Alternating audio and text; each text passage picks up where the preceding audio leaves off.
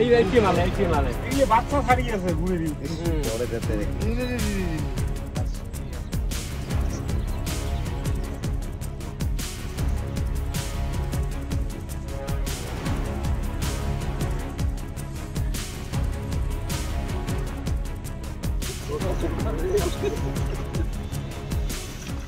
এইটো প্ৰথমতে যেতিয়া বন্যা গ'ল, বন্যা যোৱাৰ পিছত যেতিয়া খৰাং আহিল, খৰাং হোৱাৰ পৰা পিছে পিছে লাগি গৈছে। কিন্তু এতিয়ালৈকে প্ৰথমতে আমি কিন্তু ইমান গম পোৱা নাছিলোঁ, কাৰণ এই খেতি আবাদ কৰাৰ পিছত ইমান আমি তত্ত্বাৱধান নলয়।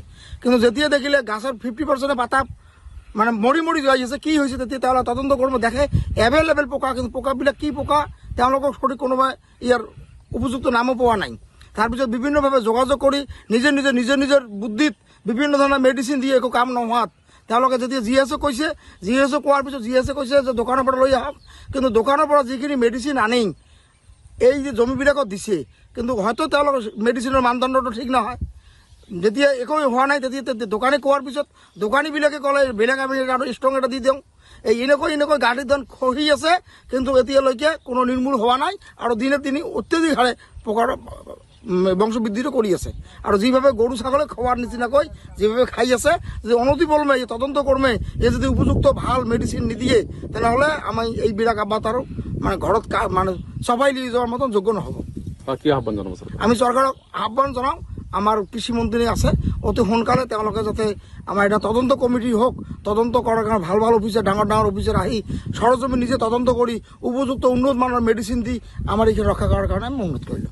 আমাৰ এইখন দখলপুৰ খেতি পথাৰখন প্ৰায় 1000 বিঘামান মাটি আছে ইয়াত। মানে বহু দিনৰ পৰাই ইয়াত মানে এই যে খৰাংটো হ'ল, খৰাঙৰ পৰা এই খুৰ পোকাটো আৰম্ভ হৈছে বানপানীৰ পিছত। তো এই বানপানীৰ পিছতে যে মানে খৰাং হ'ল, খৰাঙত এনেকুৱা পোক মানে খাই আছে। পোকবিলাক আমি বিভিন্ন ধৰণৰ ঔষধ আনি দোকানৰ পৰা কিনি আনি মানে ঔষধ দিলোঁ, দুই তিনিবাৰ দিছোঁ, কিন্তু পোকটো সাৰি নাযায়, খাই আছে। গতিকে আমি মানে এই যে আমাৰ যে GS আছে, GSকো জনাইছোঁ, মানে গাঁও সেৱকে মানে ছোৱালী মানুহ তেখেতে আহিবই নোৱাৰে, খেতি পথাৰত আহিবই নোৱাৰে, মানে আহিব নাচায়। আমি ইমান কৈছোঁ, তেখেতে অহা নাই, কোনোদিন অহা নাই। তা গতিকে আমি এই যে আমাৰ খেতি পথাৰখিনি পোকে যে নষ্ট কৰি আছে, আমি উপায়বিহীন হৈ আপোনালোকৰ জৰিয়তে আমি চৰকাৰক অনুৰোধ জনাওঁ যে এটা তদন্ত কৰি আমাৰ এই যে পোকৰ পৰা আমাৰ নিবৃত্তি পোৱাৰ কাৰণে আমাক যাতে কোনো এটা মানে সহায় কৰে, এইখিনি মানে আমি চৰকাৰক আহ্বান জনাওঁ। কিমান বিঘা খেতি? প্ৰায় 1000ৰ ওপৰত আছে। এই যে মানে এটা বিৰাট এৰিয়া, আপোনালোকে চাইছে না, মানে চাৰিওফালে ক্ষতি কেনেধৰণৰ? ক্ষতি প্ৰচুৰ হৈছে। ক্ষতি মানে খৰাঙত এই যে যিবিলাক মানে নামাৰ ধানবিলাক, চালি ধানবিলাক একদম প্ৰায় চেচি পাইছে, আৰু কেনেকৈ পাত চাত একদম নোহোৱা হৈ গৈছে। গতিকে মানে আমাৰ পৰিস্থিতি বিশেষ ভাল নহয়।